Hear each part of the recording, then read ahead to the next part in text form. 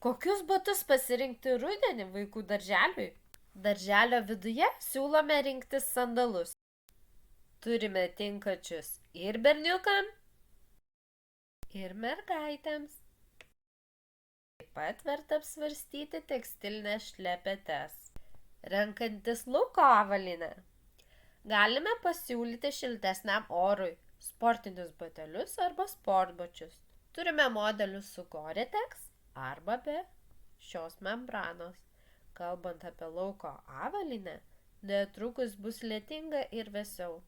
Galime jums pasiūlyti puikius batus rudeniui. Geriau rinktis tokius su Gore-Tex membrana, nes bus lietinga ir bus daug drėgno oro.